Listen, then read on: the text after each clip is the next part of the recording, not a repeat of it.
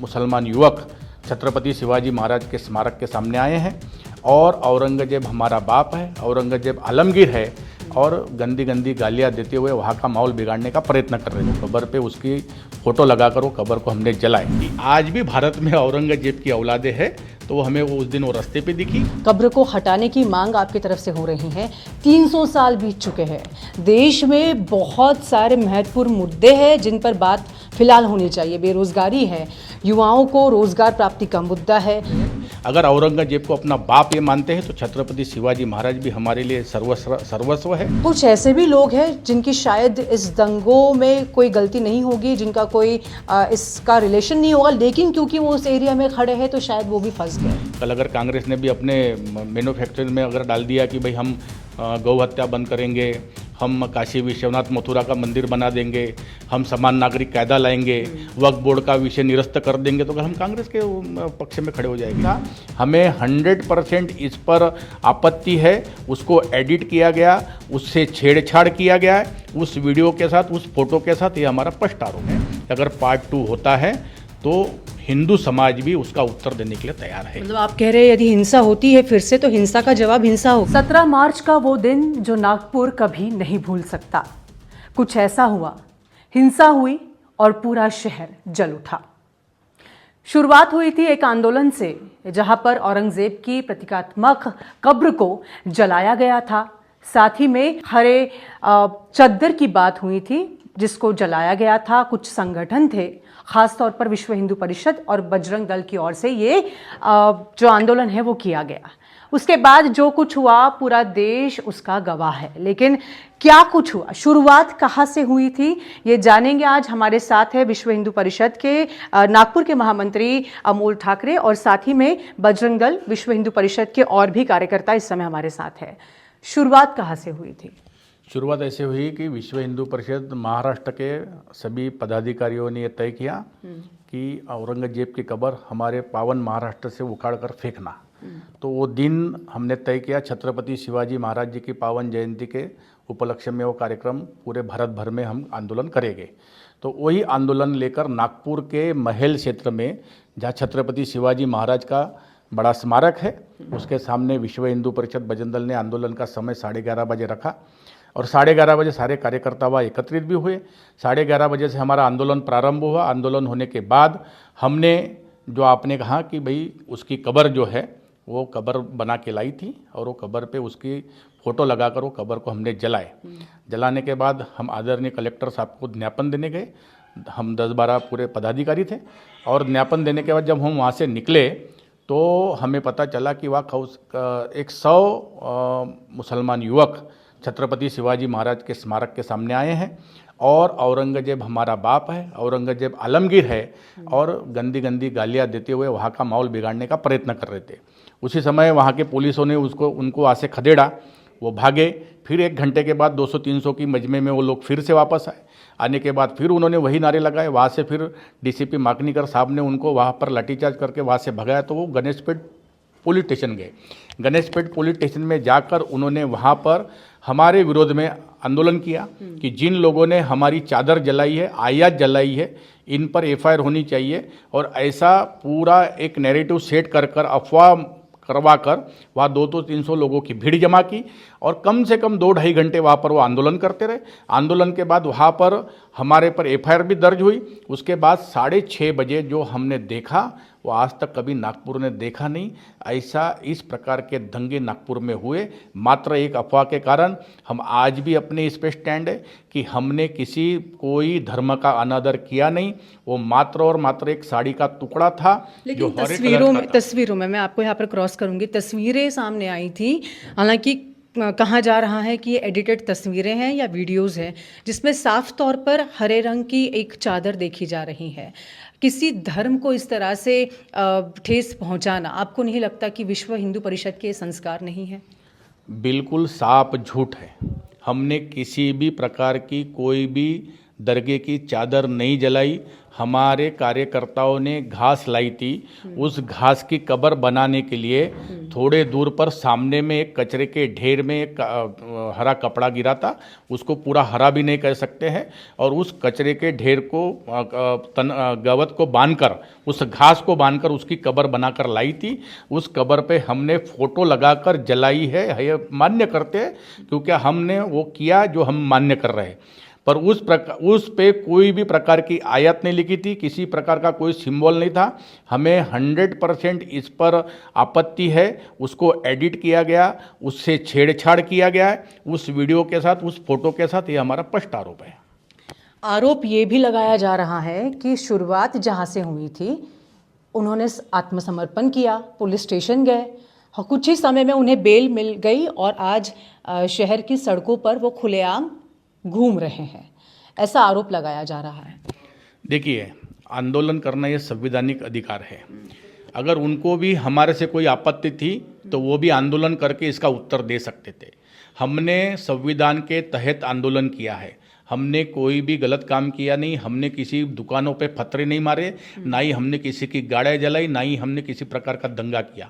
तो हम पे जो कलम लगाई वो संवैधानिक तरीके से लगाई, और संवैधानिक तरीके से, कायदे से हमें बेल मिली है, और इसके कारण हम लोग आज अपने कार्य के लिए घूम रहे हैं। हमने कोई गलत काम नहीं किया, इसलिए गलत काम नहीं किया, इसलिए हम घूम रहे हैं। लेकिन समाज में पहले ही ध्रुवीकरण बढ़ रहा है, ऐसे में सांप्रदायिक तनाव को कहीं ना कहीं इस घटना के बाद बढ़ावा मिला हुआ है, मानते हैं आप इस बात को? मुझे बताइए, आज ये घटना हुई, इन्होंने अफवाह उड़ाकर ये सारी चीज़ें की। इसके पहले भी दंगे जो हुए भारतवर्ष में, डेनमार्क की घटना क्या बजरंग दल ने की थी? इनके पैगंबर जी का जो कार्टून निकला था, क्या वो बजरंग दल ने किया था? इसके पहले की जो दंगे हुए, क्या उसमें बजरंग दल का हाथ है? मऊ में इन्होंने हमारे मंदिरों पे 400 भक्तों पे हथियार लेकर उन पे आक्रमण किया था, क्या बजरंग दल ने किया था? यानी कहीं ना कहीं इनको देश का माहौल बिगाड़ना है, किसी ना किसी प्रकार का षड्यंत्र रचना है। अब उनको वो बहाना मिल गया और उन्होंने ये अफवाह कर इस महाराष्ट्र के नागपुर का माहौल ख़राब किया। अभी हमको ध्यान में आ रहा है कि कहीं ना कहीं हम जो कह रहे थे कि आज भी भारत में औरंगजेब की औलादे हैं, तो वो हमें उस दिन वो रास्ते पे दिखी, और उन्होंने स्पष्ट बता दिया कि आज भी औरंगजेब उनके दिल में जिंदा है। लेकिन औरंगजेब की कब्र का मुद्दा पूरे महाराष्ट्र में इस समय सुर्खियों में है। कब्र को हटाने की मांग आपकी तरफ से हो रही है। 300 साल बीत चुके हैं। देश में बहुत सारे महत्वपूर्ण मुद्दे हैं जिन पर बात फिलहाल होनी चाहिए। बेरोजगारी है, युवाओं को रोजगार प्राप्ति का मुद्दा है, किसानों का मुद्दा है। हम विदर्भ से बिलोंग करते हैं, आपको पता है कि विदर्भ के सबसे ज़्यादा किसान इस समय आत्महत्या कर रहे हैं। ऐसे समय ये विवाद क्यों, औरंगजेब का विवाद क्यों? विश्व हिंदू परिषद और बजरंग दल पूरे भारतवर्ष में एक धार्मिक संगठन करके पहचानते हैं। हम कोई राजनीतिक संगठन नहीं है। जितने भी आपने अभी जो मुद्दे बताए, ये सारे के सारे राजनीतिक और सामाजिक के विषय है। हमने लेकिन आप इनको सपोर्ट कर सकते हैं, इस सामाजिक और राजनीतिक मुद्दों को? नहीं, बिल्कुल समय पे वो भी हम करते हैं। आप किसी राजनीतिक पार्टी को भी सपोर्ट करते हैं कि नहीं? नहीं, हम किसी राजनीतिक पार्टी को आज तक कभी सपोर्ट नहीं करते। जो हिंदू हित की बात करता है, बजरंग दल, विश्व हिंदू परिषद हमेशा उसके साथ में खड़ा रहता है। कल अगर कांग्रेस ने भी अपने मैन्युफैक्चरिंग में अगर डाल दिया कि भाई हम गौ हत्या बंद करेंगे, हम काशी विश्वनाथ मथुरा का मंदिर बना देंगे, हम समान नागरिक कायदा लाएंगे, वक्फ बोर्ड का विषय निरस्त कर देंगे, तो हम कांग्रेस के पक्ष में खड़े हो जाएंगे। विषय कहना है कि इस देश में विश्व हिंदू परिषद धार्मिक संगठन है, वो धार्मिक विषय को ही लेके आज तक आंदोलन करता है। आप सभी जानते हैं कि विश्व में विश्व हिंदू परिषद जानता ही राम मंदिर के विषय को, आंदोलन को लेके। बाबर का कलंकित ढांचा तोड़ने के लिए हमको 450 वर्ष हमारे पूर्वजों को लगा, और 30-40 वर्ष विश्व हिंदू परिषद को लगा है, उसका आंदोलन खड़ा किए।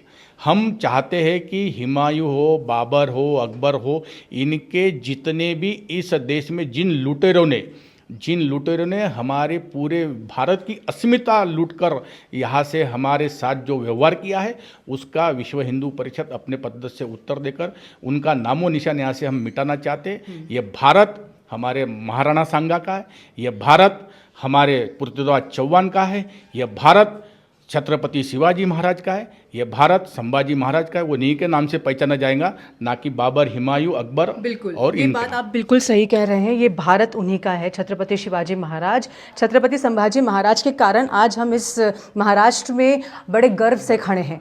लेकिन उन्होंने भी सीख दी थी सर्वधर्म समभाव की, वो आप सीख का पालन करते हुए हमें नज़र नहीं आते हैं। मुझे लगता है मैं थोड़ा सा इतिहास की ओर अगर जाऊँ तो छत्रपति शिवाजी महाराज ने किसके साथ युद्ध किया था? संभाजी महाराज को किसने पकड़कर 40 दिन तक यातना दी थी? वो कौन था? तो हम सभी जानते हैं, मैं उस इतिहास में सभी को मालूम है कि छत्रपति शिवाजी महाराज के साथ सारा मुगल साम्राज्य लड़ रहा था और वो हिंदवी स्वराज्य की स्थापना करने के लिए उन्होंने अपने प्राणों का बलिदान भी इस महाराष्ट्र की माटी में दिया है। तो ये सारी चीज़ें जिनके विरोध में लड़ी गई, उन्हीं की गुणगान अगर इस भारतवर्ष में होते हैं, अगर औरंगजेब को अपना बाप ये मानते हैं तो छत्रपति शिवाजी महाराज भी हमारे लिए सर्वस्व है। और जब औरंगजेब को अपना बाप मानने वाले लोग यहाँ खड़े होंगे तो हम छत्रपति शिवाजी महाराज की संतानें भी यहाँ खड़े हैं। और तब तक औरंगजेब की यहाँ से कब्र उखाड़ कर नहीं फेंकेंगे, तब तक बजरंग दल स्वस्थ नहीं बैठेगा। 1923, 1925, जहाँ तक मुझे याद है 1991 और अभी 2025 नागपुर में इसी तरह का हिंसा इसके पहले इस समय देखा गया। लेकिन ये जो 2025 वाला ये 17 मार्च का जो कुछ चित्र निकल कर सामने आया है, उसकी कल्पना भी कभी शहरवासियों ने की नहीं थी। एक कलंक लग गया है शहर पे। कौन जिम्मेदार मानते हैं आप इसके पीछे? नहीं, इसके पीछे हम इन्हीं जिहादी लोगों को कलंकित मानते हैं। इन्होंने इस नागपुर को पूरा कलंकित किया है। इसके पहले भी यही महाराष्ट्र के नागपुर के भूमि में दंगे हुए हैं और 92 के बाद 93 के भी दंगे हुए, उसके बाद भी डेनमार्क के भी समय दंगे हुए। जब इनके मोहम्मद पैगंबर जी के बारे में कार्टून निकाला था उस समय भी दंगे हुए हैं। दंगे हुए पर इसके ये जो दंगा हुआ ये सुनियोजित तरीके से षड्यंत्र के तहत दंगा हुआ है। ऐसे दंगे हमने भी नहीं देखे कि 2-2 ट्रॉली भरकर ये पत्थर ला रहे हैं, इन्होंने पूरी सामग्री लेकर। और इसके डेनमार्क की भी जो घटना हुई थी तब भी श्याम टकीज की जो बड़ी मस्जिद है ना, यह उस समय भी सबके निशाने पे थी। वहीं से ही 1000 युवक हाथ में डंडे भाले लेकर निकले हैं। और जो हिंदू गलियाँ, अगर आप कहते हैं कि यह जिम्मेदार कौन है तो मुझे बताओ कि अगर एक गली में हिंदुओं के घर है और वहीं पे मुसलमान की भी गाड़ी खड़ी है, हिंदू की गाड़ी क्यों तोड़ी जा रही है, मुसलमान की क्यों नहीं? दंगे का तो कोई स्वरूप नहीं होता ना। फिर यह षड्यंत्र दंगा हुआ है कि हिंदुओं की गाड़ी जलाई गई, हिंदुओं के घरों पे तलवार मारे गए, हिंदुओं के घरों पे पथराव मारे गए, हिंदुओं की दुकानों को आग लगा दी गई। और आप समझते कि ये षड्यंत्र तो क्या है? बिल्कुल अमोल जी, इस पर मैं एक थोड़ा सा आपको क्रॉस करूंगी। बीते 8 दिनों में हमने ग्राउंड रिपोर्टिंग की है। एक गली, जिस गली की आप बात कर रहे हैं उस गलियों में हमने जाकर देखा। आप बात सही कह रहे हैं, 99% जो है हिंदुओं की गाड़ियों को जलाया गया, तोड़ा गया, पत्थरबाजी हुई है, सब कुछ ठीक है। लेकिन वहाँ पर 1-2% मुस्लिम, अब ये बार बार कम्युनिटी का नाम लेना मुझे भी ठीक नहीं लगता, लेकिन क्योंकि आपने बात छेड़ी है, वहाँ पर मुस्लिमों की भी गाड़ियों को जलाया गया। इरफान अंसारी, अगर मैं गलत नहीं हूँ, इसकी मौत हो चुकी है इस दंगे में। पहला मृत है हिंसा का, नागपुर हिंसा का, जो कि मुसलमान है। जी, देखिए है कि जब हंसापुरी की जो आप घटना कहते हैं, हंसापुरी में सीधे आप अगर वहाँ का ग्राउंड रिपोर्ट लेते, तो मैं खुद ही वहाँ पे गया था। जिस गली में पहला दंगा शुरू हुआ उस गली में भी मैं जाके वहाँ के हिंदुओं को मिल के आया। इन्होंने उसके बाद, जब आपको ध्यान में आया होगा कि ये दंगा जब पूरे तरीके से सुनियोजित था, तो सुनियोजित तरीके से भी इन्होंने अपनी 2-3 गाड़ियाँ जलाई है। हमें ऐसा पूरा आरोप कर रहे हैं कि इन्होंने अपनी खुद की गाड़ियाँ अपने हाथ से मतलब जलाई। उन्होंने ही खुद का नुकसान क्या कह रहे हैं? क्योंकि उनको लग रहा था कि हमने सारे हिंदुओं का नुकसान कर लिया। इरफान की मौत कैसे, इरफान अंसारी की मौत हुई है, उसके पीछे जिम्मेदार किसको मानते हैं आप? नहीं, उसका अभी तक मुझे ना वो किस प्रकार से पुलिस के साथ में उनका क्या हुआ है नहीं हुआ है मुझे नहीं मालूम। मैं उसके बारे में बात नहीं करना चाहूँगा, क्योंकि उनकी जो मृत्यु हुई है उसके बारे में मुझे अभी कोई डिटेल्स नहीं है। एक आखिरी 2 सवाल मैं आपसे करना चाहूँगी। जो पुलिस प्रशासन और सरकार की तरफ से जो कार्रवाई हो रही है, बुलडोज़र एक्शन लिया गया, फिर बीच में ही वो एक्शन को रोका गया, हाईकोर्ट की तरफ से आदेश आए। इस पूरे मामले को आप कैसा देखते हैं? ठीक है, माना कि तकरीबन 200 लोगों पर फ़िलहाल, माफ़ कीजिएगा, 100 से ज़्यादा लोगों पर अब तक के FIR हो चुकी है, 1200 लोगों की अब तक के आइडेंटिफिकेशन उनका हो चुका है।